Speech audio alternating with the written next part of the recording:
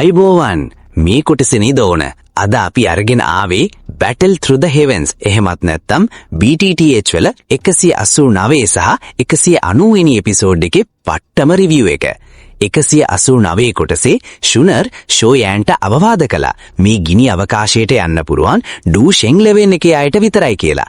මොකද පිරිසිදු කරන යක්ෂ නිලුම් සාන්තුවරයාගේ ගින්න නිලුම් ගින්න ඕනෑම කෙනෙක්ට දරුණුයි. ඒකින් යාවුලාවට සිද්ධ වුණා දුර්වල කට්ටියව ආපස්සට යවන්න. හූස්වාන් අනිත් කණ්ඩායම් එක්ක මේ ආලෝක පුකුරට අතුළු වෙනවා. ෂුනර් පැහැදිලි කරනවා මේ යක්ෂ ගින්න හැදිලා තියෙන්නේ හැංගීම් වලින්. හැංගීම් පුපුරලා ගියොත් ආත්මයත් පිච්චිලා යනවා. මේක ඇහුපු ෂෝයන් මුලින්ම ඇතුළු වුණාට වහාම වෙන් වෙලා ගිනි මුහුදක හිර වුණා. එතන ඉලියුෂන් එකක් මැවුණා. ආත්ම ශාලාවේ ප්‍රධානියා යාළගේ තාත්තගේ ආත්මය විනාශ කරද්දී ෂෝයන්ගේ ඇතුලේ තිබ්බ කේන්තිය අවදි වෙලා යක්ෂ ගින්නක් පිට වුණා. වාසනාවකට එයාට සිහිය ආවා. ෂෝයන් තමන්ගේ දේවගින්න පාලිච්චි කරලා හැමෝම රැවට්ටුව අලු පැහැති මීදුම දකිනවා. ඊට පස්සේ එයා යාවුලාව බේරගෙන මීදුම පහු කරගෙන ෂුනර් සහ අනිත් අයව හොයාගත්තා. එයාලා ගිනි වහල්ලුන්ගේ බාධක පහු කරගෙන යනකොට සිහින් රූපයක් හම්බ වෙනවා. ඒ තමයි ෂියෝ වංශයේ මුතුන් මිත්තා වුණ ෂියෝ චෙන්. ඉතින් ඕක තමයි ගිය කතාව. එහෙනම් දැන් අපි යමු මේ සතියේ අලුත්ම කතාවට. නියමයි නේද?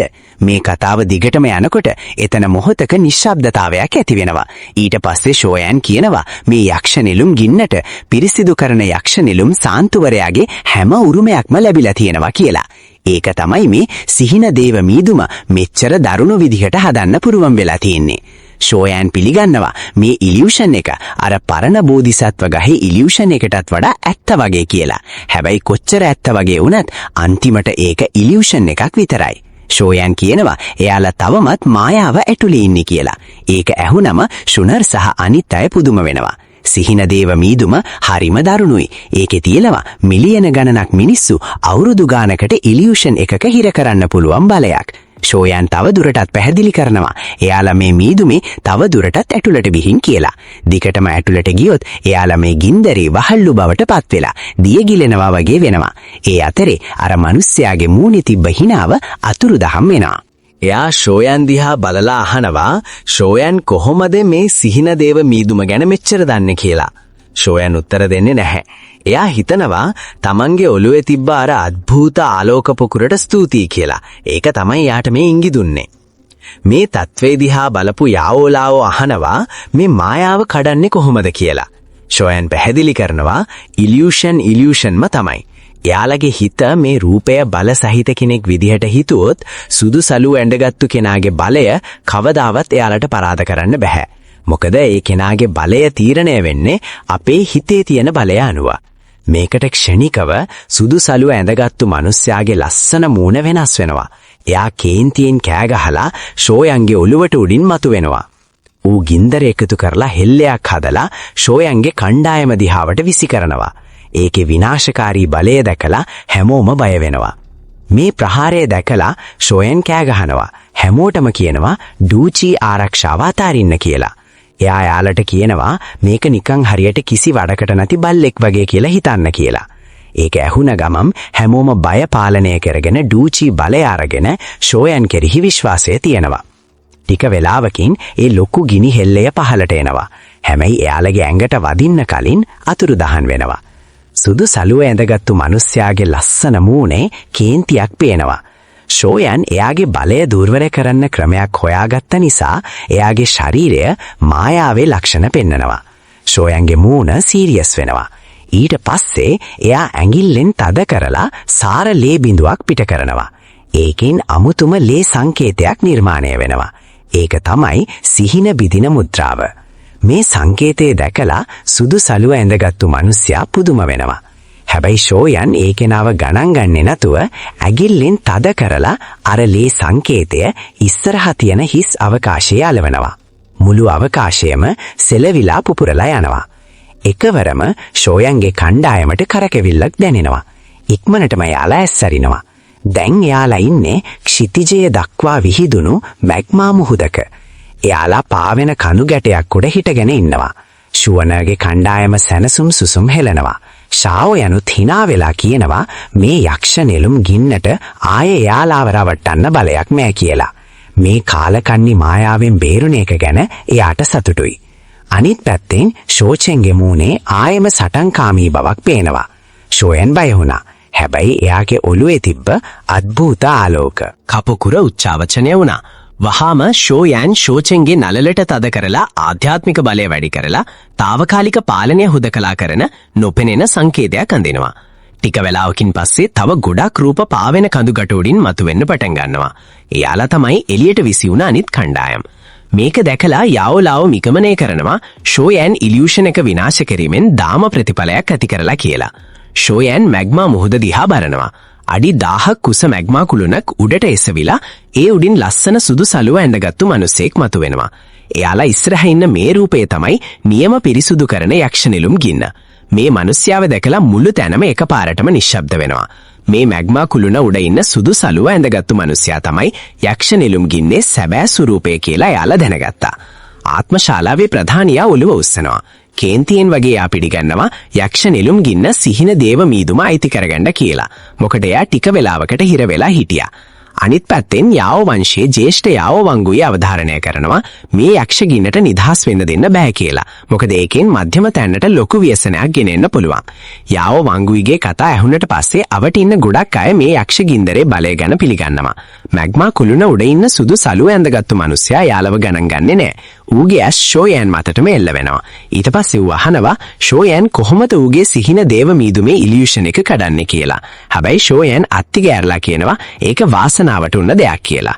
ඒක අහුනම ගොඩක් අය පුදුම වෙනවා. ඩූෂෙන් තරු දෙකේ ෂෝයන් අවුරුදු 1000ක් තිස්සේ හදපු ඉලියුෂන් එක මුලින්ම කඩපු කෙනා වෙයි කියලා එයාලා හිතුවේ නෑ. හූස්මාන් hina වෙලා කියනවා එයාලා හැමෝම ෂෝයන්ට ණය ගැතියි කියලා. හැබැයි ආත්මශාලාවේ ප්‍රධානියා සහ යාවෝ වංශය මේක ගණන් ගන්නේ නෑ. සුදු සලුව ඇඳගත්තු මිනිසයා ෂෝයන් දිහා බලනවා. ඌ ඒ හේතුව විශ්වාස කරන්නේ නැති නිසා කියනවා එයාලගේ ඉරණම අනිවාර්යෙන්ම අවසන් වෙනවා කියලා. ඊට පස්සේ ඌ අතවනනවා. ෂණිකව දරුණු අලු පැහැති සුදු ගින්නක් සුදු සලුව ඇඳගත්තු මිනිසයාගේ අගෙන් පිට වෙලා මුළු ප්‍රදේශයම ගිනි සිරගයක් වගේ වට කරනවා. ලොකු ගිනි තිර 4ක් පහළට ඇවිල්ලා යට තියෙන මැග්මා මුහුදත් එක්ක සම්බන්ධ වෙලා ෂෝයන්ගේ කණ්ඩායම මෝ මුද්‍රා කරන ලොකු කැටයක් නිර්මාණය වෙනවා. මේක දැකලා යාවලාව කියනවා යක්ෂ ගින්නට ඕනේ අපි හැමෝම පිරිසිදු කරන්න කියලා. අනිත් පැත්තෙන් ෂෝචෙන් හෙලි කරනවා ඌගේ බලය ඩූෂෙන් තරු 5ක උපරිම බලයට සමානයි කියලා. යක්ෂගින්නේ අද්විතීය හැකියාවත් එක්ක ඌට ඩූෂෙන් තරු 6ක කෙනෙක්ට පවා සටනක් දෙන්න පුළුවන්. ෂණිකව මේ තොරතුරු අහලා හැමෝම පුදුම වෙනවා. ටික වෙලාවකින් ඈතින් පිපිරීම ඇහෙනවා. ගොඩක් රූප ලේමීදුමක් බවට පත් වෙලා ෂණිකවම වාෂ්ප වෙලා යනවා. මේ ක්ෂණික මරණය නිසා හැමෝම බය වෙනවා. එයාලා තාම ප්‍රහාරයක් දැකලා නැහැ. හැබැයි මේ මිනිස්සු මැරිලා. පළපුරුදු කෙනෙක් කෑ ගහලා හැමෝටම කියනවා හැංගීම් පාලනය කරගන්න කියලා. මොකද මේ යක්ෂගින්න එයාලගේ ඇඟවල් පුලුස්සන්න මුල් හැංගීම් පාවිච්චි කරනවා. මේක දැකලා සුදු සලුව ඇඳගත්තු මිනිස්සයා නොසලකිලිමත් විදිහට hina වෙලා කියනවා මේ අයට ඌගේ ගිනි වහල්ලු වෙන්නවත් සුදුසුකම් නැහැ කියලා. ඊට පස්සේ ඌ අවසාන වාක්‍යය කියනවා ඩූෂන් ලෙවල් එකට පහළින් ඉන්න අයට අන කරනවා ගිනි දැල් වලින් පුපුරලා යන්න කියලා. ෂණිකව මුළු ප්‍රදේශයම අවුල් වෙනවා.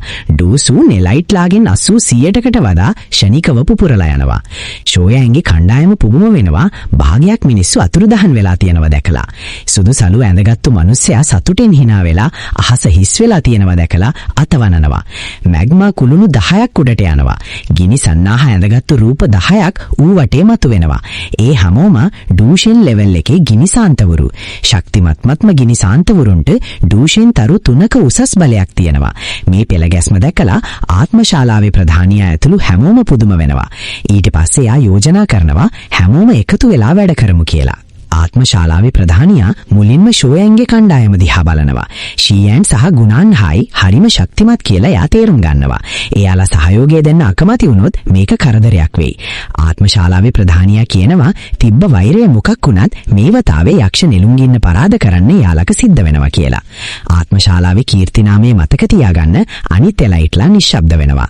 ආත්මශාලාවේ ප්‍රධානියා එයාලට ඉක්මනට තීරණය කරන්න කියලා එකතු කරනවා. ඊට පස්සේ යන් වංශයේ හුයෝ ජේෂ්ඨයා එකඟ වෙනවා. යාවෝ වංශය, ලේ වංශය සහ සී වංශයත් ඔළුව වනනවා. අනිත් පැත්තෙන් ෂුන්න ෂෝයන් නහනවා මොකද කරන්න කියලා. මොකද ආත්ම ශාලාවත් එක්ක වැඩ කරනවා කියන්නේ කොටියෙක් එක්ක වැඩ කරනවා වගේ වැඩක්. ඒක ඇහුනම ෂෝයන් පොඩි හිනාවක් දාලා මේ తాවකාලික සන්දානයට එකඟ වෙනවා. එයාලා එකඟ වුණාට හැමෝටම තමන්ගේම සැලස්මක් තියෙනවා. ආත්ම ශාලාවේ ප්‍රධානියා පුදුම වෙනවා ෂෝයන් එකඟ වුණ එකට. ඊට පස්සේ එයා සැලස්ම ප්‍රකාශ කරනවා. ඩූෂන් තරු 4 බලයේ තියෙන එලයිට්ලා යක්ෂ නිලුම් ගින්නට පහර දෙනවා. අනිත් අය ගිනි බහල්ලුන්න බඩාරන්න ඕනේ. ෂෝයන් hina වෙනවා. එයා හැරිලා ෂීයන්ටයි ගුණාන්හායිටයි මතක් කරනවා යක්ෂ ගින්නට විරුද්ධව සටන් කරද්දි පරිස්සම් වෙන්න කියලා. එයා රහසින් කියනවා එයාලගේ සම්පූර්ණ බලය පාවිච්චි කරන්න එපා කියලා. ඒ වගේම මේ විශ්වාස කළ නොහැකි සන්දාන සහෝදරයන්ගේ රහස් ප්‍රහාර එල්ල වෙන්නත් පුළුවන්. ඒ නිසා අවදියෙන් ඉන්න කියලා කියනවා. ඒ අතරේ ෂෝචෙන් පැහැදිලි කරනවා එයාට ප්‍රධාන ප්‍රහාරයට එකතු වෙන්න බෑ කියලා. මොකද යක්ෂ ගින්න ළඟට ගියොත් ෂෝයන්ගේ හුදකලා මුද්‍රාම එලා තොලම් තායි ගින්නේ පාලනයට යටත් වෙනවා. ඒක ඇහුනම ෂෝයන් hina වෙනවා. එයා කියනවා එයාලා හැම විටම යමක් පාලනය කරගෙන ඉන්න ඕන කියලා. එයා දන්නවා ෂෝචෙන් තමයි එයාලා අතරින් වැඩිම බලයක් තියෙන්නේ. ෂෝචෙන් එයාලගේ කණ්ඩායමේ සැඟවුණු ට්‍රම් කාඩ් එක සහ ආරක්ෂකයා වෙනවා. විශේෂයෙන්ම ආත්මශාලාත් එක්ක තියෙන වෛරය නිසා ෂෝචෙන් ඔළුව වනනවා. එයා පිළිගන්නවා ෂෝයන් තමයි ෂීයෝ වංශයේ ඉතිරි වෙලා ඉන්න එකම කෙනා කියලා. එයා පොරොන්දුරවා ෂෝයන්ව ආරක්ෂා කරන්න තමන්ගේ හැමදේම තමන්ගේ ජීවිතේ උනත් දෙනවා කියලා. ෂෝයන් තමන්ගේ මුතුන් මිත්තාට ගරු කරනවා. යක්ෂ නෙළුම් ගින්නට විරුද්ධව සටන් කරන්න ෂීයන් සහ ගුණාන්හායි ඇතුළු ඩූෂන් 4 එලයිට්ලා 7 දෙනෙක් එකතු වෙනවා. මේ පෙළ ගැස්ම ටිකක් බය හිතෙනවා. හැබැයි සාර්ථක වෙන්න තියෙන අවස්ථා වැඩි. ටික වෙලාවකින් පස්සේ ආත්මශාලාවේ ප්‍රධානියා ඉදිරියට යනවා. එලයිට්ලා 7 දෙනා වහාම යක්ෂ නෙළුම් ගින්න වටේ රවුම් හැඩයක් හදනවා. එයාලගේ ඕරායකින් මුළු ලෝකෙම දෙදෙනවා. මැග්මා කුළුණ උඩ හිටගෙන ඉන්න සුදු සලුව ඇඳගත්තු මොනුසියා සිනාවක් දානවා. ක්ෂණිකව ඌ මැග්මා මුහුදාරගෙන තමන්ගේ අතේ තද සුදු යක්ෂ ගිනි හෙල්ලයක් මතු කරනවා. ඌ කෑ ගහනවා අද ඌට බාධා කරන ඕනෑම කෙනෙක් මී යනවා කියලා. වහාම යෝධ යක්ෂ ගිනි රැලක් ඌගේ කටින් පිට වෙලා ආත්මශාලාවේ ප්‍රධානියාටත් අනිත් අයට එයාලගේ දරුණුව සටන් චී දක්ෂතා මුද්දාහරින්න බල කරනවා. ආත්මශාලාවේ ප්‍රධානියාගේ ඇස්තැල් වෙනවා. ඊට පස්සේ ඌගේ ඇඟෙන් කළු වාෂ්පයක් හැම පැත්තටම යනවා. ඊට පස්සේ වාෂ්පය ලොකු ගිනි රැලත් එක්ක ගැටෙනවා. හැබැයි ගැටුණු ගමන් කළු මීදුම විසිරිලා යනවා. ලොකු ගිනි රැළ වෙන් වෙලා ලොකු ගිනි කුළුණු 7ක් බවට පත් වෙලා ඒ 7 දෙනාටම දරුණු විදියට පහර දෙනවා. ඒ රූප 7 ආපස්සට විසි වෙනවා. යාවෝ වංගුයි සහ සීවංශයේ ජේෂ්ඨයා වගේ කට්ටිය හරිම අවාසනාවන්ත විදියට පේනවා. ටික වෙලාවකින් යක්ෂ නෙළුම් ගින්න දෙවෙනි ප්‍රහාරය එල්ල කරනවා. ඒ තමයි මහා ඛේදජනක අත. මැග්මා මුහුදෙන් අඩි 10000ක් කුස මැග්මා අතක් පිපිරිලා ඒ 7 දෙනාටම මදුරුවන්ට වගේ පහර දෙනවා. ඒ 7 දෙනාම මැග්මා වලින් එළියට විසි වෙනවා. එයාලගේ මූණ සුදුමලි වෙලා. යක්ෂ ගින්න එයාලට වඩා ගොඩක් ඉහළින් ඉන්නේ කියලා එයාලා තේරුම් ගන්නවා. දිගටම පාලනය කරගෙන හිටියොත් එයාලා පරාද වෙනවා. ආත්මශාලාවේ ප්‍රධානියා සීතලෙන් කෑ ගහනවා. බලය පාලනය කරන එක නවත්තන්න කියලා. ඒක ඇහුනම ෂීයාන් සහ ආත්මශාලාවේ ප්‍රධානියා ඇතුළු අනිත් එලයිට්ලා 6 දෙනා අවසානයේ යාලගේ සම්පූර්ණ බලය මුදාහරිනවා. ෂීයාන් අඩි 10000ක් කුස මකර පීනික් සිරුරක් බවට පත් වෙලා භයානක පීඩනයක් ඇති කරනවා. ඊතුරු එලයිට්ලා 5 දෙනාත් සම්පූර්ණ බලය මුදාහරිනවා. ඒ ඩූෂෙන්ලා 7 දෙනාගේ ඕරායක වෙඩි වෙලා මැග්මා මුහුදු කලාපයේ දෙදරුම් කවනවා. ඒක දැකලා යක්ෂ නෙළුම් ගින්න සීතලෙන් hina වෙනවා. ඌ ඈතින් ඉන්න ෂෝයන්ගේ කණ්ඩායම දිහා බලලා කියනවා මේ ගිනි වහල්ලු ටික ඇති කියලා. ෂණිකව වූ සීතලහනක් දෙනවා. අහසේ එල්ලි ඉන්න ඩූෂන් ගිනි වහල්ලු 10 වහාම පැකිලීමකින් තොරව ෂෝයන්ගේ කණ්ඩායමට පහර දෙන්න පටන් ගන්නවා. ෂණිකව මුළු ලෝකෙම අවුල් වෙනවා. ශක්තිමත් මේ ලයිට්ලා 7 දෙනා යක්ෂ ගින්නට විරුද්ධව දරුණු සටනක් පටන් ගන්නවා. ඩූෂන් ගිනි වහල්ලු 10ක් ෂෝයන්ගේ කණ්ඩායමට කඩාගෙන එනවා. ඩූෂන් ලෙවල් 1 ගිනි වහල්ලු එයාලා දිහාවට කඩාගෙන එද්දි ෂෝයන්ගේ කණ්ඩායමේ මූණවල සීරියස් ගතියක් පේනවා. ෂෝයන් සෙමින් කෑ ගහලා මේ වේදනාවට අකමැති ගිනි වහල්ලුන්ට කෙලින්ම බාධා කරන්න එඩිතර වෙන්නේ නැතුව ආපස්සට යන්න නායකත්වය දෙනවා. ෂුනර් සහ අනිත් අය ඉක්මනට මෙයාව අනුගමනය කරනවා. එයාලටම ලොකු තැනක් හොයාගන්නවා. මේ ගිනි වහල්ලු දැකලා ආත්මශාලාවේ නියෝජ්‍ය ප්‍රධානියා සීතලෙන් hina වෙනවා. ඌට මේ ගිනි වහල්ලු විනාශ කර නම් පුළුවන් කියලා ඌට හිතෙනවා. අනිත් පැත්තෙන් හුන්ෆෙන් අනදිනවා එයාලා මුලින්ම පහර දෙන්න ගන්නේ නැහැ කියලා. හුන්ෆෙන් කියනවා ගිනි සාන්තවරු ලං වුණොත් විතරක් එයාලා සටන් කරනවා කියලා. ඉතුරු අය බලන් ඉන්න ඕනේ. ආත්මශාලාවේ නියෝජ්‍ය ප්‍රධානියා අමුතු විදියට hina වෙලා එකඟ වෙනවා. අනිත් එලයිට්ලා එකතු වෙද්දි ඩූෂන් ගිනි වහල්ලු 10 එතනට එනවා. ඊට පස්සේ ගිනිවහල්ලු එයාලා තෝරගත්ත ඉලක්ක දිහාවට වෙන් වෙලා යනවා. ගිනිවහල්ලු 3ක් ෂෝයන්ගේ කණ්ඩායම දිහාවට එනවා. ශක්තිමත්ම කෙනා උසස් ඩූෂෙන් තරු දෙකේ කෙනෙක්. ෂෝයන් වහම වේඩ පවරනවා. එයා උසස් ඩූෂෙන් තරු දෙකේ ගිනිවහල්ලාව තෝරගන්නවා. ෂුන්නර් මුල් ඩූෂෙන් තරු දෙකේ ගිනිවහල්ලු දෙන්න වාර ගන්නවා. බෙහෙත් කුළුනේ පළමු ජේෂ්ඨයා උසස් ඩූෂෙන් තරු එකේ ගිනිවහල්ලාව අරගන්නවා. වැඩ පැවරීම ඉවර වුණාට පස්සේ ෂෝයන් හැමෝටම මතක් කරනවා පරිස්සම් වෙන්න කියලා. අනිත් කණ්ඩායමේ ක්‍රියාකාරකම් ගැන අවධානයෙන් ඉන්න ඕනේ. ක්ෂණිකව ෂෝයන් තමන්ගේ ඉලක්කයේ ඉස්සරහා මතු වෙනවා. ඩූචි බලය ගොඩක් ශක්තිමත්. එයා තමාගේ දරුණු ෂුවාන් අධිපතිගේ ප්‍රහාරයෙන් ගිනිවහල්ලාගේ ඔළුවට පහර දෙනවා. හැබැයි ගිනිවහල්ලාව අතින් ඒක වළක්වනවා. ගිනි පුලිංගු පිට වෙනවා. ගිනිවහල්ලාගේ ඇඟේ තිබ්බ අලු පැහැති සුදු ගින්න වහාම දරුණු ලොකු කටක් බවට පත් වෙලා ෂෝයන්ව හපා කනවා. අවදියෙන් ඉන්න ෂෝයන් ඉක්මනට යනවා. එයා ගිනි සාන්තුවරයා පිටිපස්සේ මතු වෙනවා. තමාගේ අත් දෙක උස්සනවා. කළු ආලෝක වෘත්ත දෙකක් පැතිරෙනවා. මහා ස්වර්ගයේ නිර්මාණය කිරීමේ අත්ල මුදාහරිනවා. ඒ ශක්තිමත් අත ගිනි සාන්තුවරයාට පහර දෙනවා. ඌගේ ඇඟේ තිබ්බ අලු පැහැති සුදු ගින්න ටිකක් නිවෙනවා. ෂෝයන් තේරුම් ගන්නවා හැම ප්‍රහාරයකදීම අලු පැහැති සුදු ගින්න ටිකක් විසිරෙනවා කියලා. යක්ෂ ගින්න සම්පූර්ණයෙන්ම නැති වෙලා ගියාට පස්සේ ගිනි සාන්තුවරයාගේ බලය අඩු වෙනවා. මැග්මා මුහුද උඩ මුළු අහසම දරුණු සටන් බිමක් බවට පත් වෙනවා. දරුණුම සටන තියෙන්නේ මැද. එතන ඩූෂින් තරු 4 දෙනෙක් යක්ෂ නිලුම් ගින්නට විරුද්ධව සටන් කරනවා. එලයිට්ලා 7 දෙනා සම්පූර්ණ බලය මුදා හරියාට පස්සේ යක්ෂ නිලුම් ගින්න පැටලෙන්න පටන් ගන්නවා. අහසේ තියෙන අඩි ලක්ෂයක් පළල මේ සටන් බිමට අඩියක් තියන්න කවුරුත් එඩිතර වෙන්නේ නැහැ. භයානික කුණාටු මිතුරන්ගෙන් හෝ සතුරන්ගෙන් වෙන් කරන්නේ නැතුව අවුල් සහගත විදියට පැතිරෙනවා. ප්‍රශ්න සටන් බිමෙන් පිටත ෂෝයන්ගේ කණ්ඩායම ගිනිවහල්ලු 3 දෙනාව පාලනය කරන්න සමත් වෙනවා. ඒ අතරේ අනිත් සටන් බිමේ ඉතිරි ගිනිවහල්ලු 7 දෙනා අනිත් එලයිට් පව කාර්යබහුල කරනවා. ගිනිවහල්ලු 10ක් අතරින් ඩූෂෙන් ලෙවල් එකේ තරු 3ටම ළඟා වුණ දෙන්නෙක් ඉන්නවා. ඩූෂෙන් තරු 3 ගිනිවහල්ලෙක් දරුණු උරුකෙක් වගේ කෑ ගහනවා. මොකද ඌව නවත්තන්න කාටවත් බෑ. ආත්මශාලාවේ නියෝජ්‍ය ප්‍රධානියා අනිත් තරු 3 ගිනිවහල්ලාවත් එක කාර්යබහුල වෙනවා. ෂෝයන් දිගටම පහර දෙනකොට එයා කහ වසන්ත අත්ලෙල්ල කරනවා. ඒ ලොකු බල අත ගිනි සාන්තුවරයාට පහර දීලා ඌගේ ඇඟේ තිබ්බ අන්තිම යක්ෂ ගින්න විසිරවනවා. සම්පූර්ණ බලයෙන් පහර දුන්න ගිනිවහල්ලාගේ බලය ක්ෂණිකව අඩු වෙනවා. ෂෝයන් තේරුම් ගන්නවා ගින්න තමයි ඌගේ බල ශක්ති ප්‍රභවය කියලා. එයාගේ ඇස් දිලිසෙනවා. එයා කල්පනා කරනවා මේ ආලෝක පුකුරේ ආධ්‍යාත්මික සංකේතය පාවිච්චි කරලා මේ ගිනි වහලුන්ව తాවකාලිකව පාලනය කරන්න පුළුවන්ද කියලා. එයා වහාම ක්‍රියා කරනවා. එයාගේ ඇඟ චලනය වෙලා දුර්වල වෙලා ඉන්න ගිනි වහලුන්ව කෙටි කරනවා. එයාගේ ආධ්‍යාත්මික බලයෙන් ඉක්මනටම ගිනි වහලු වගේ නළලේ අద్భుත සංකේතයක් අඳිනවා. ඒ සංකේතය ඒකාබද්ධ වෙලා ගිනි වහල්ලාගේ හිතට අద్భుත උච්චාවචනයක් ඇතුළු වෙනවා. ෂෝයන්ට අධික උණුසුමක් දැනෙනවා. එයාට පේනවා ගිනි වහලුන්ගේ හිතේ ගැඹුරුම තැන තියෙන අලු පැහැති සුදු ගිනි පබළු. ඒකේ භයානක ශක්තියක් තියෙනවා. එයාගේ ආධ්‍යාත්මික සංකේතය ඒ ගිනි පබළු හුදකලා කරනවා. ටික වෙලාවකින් ඌ ඉස්සරහා ඉන්න ගිනි වහල්ලා නිශ්ශබ්දව අත්පහත් කරලා සේවකයෙක් වගේ ෂෝයන් ළඟ හිටගන්න ඉන්නවා. ෂෝයන්ගේ මූණේ සැඟවිය නොහැකි උද්‍යෝගයක් පේනවා. එයා මේ ගිනි වහලුව පාලනය කරන්න සමත් වුණා. මේ ගිනි සාන්තුවරු 10 දෙනාව පාලනය කරන්න යෑන්ට පුළුවන් වුණොත් එයාට ආත්මශාලාව විනාශ කරන්න පුළුවන්. නියමයි නේද?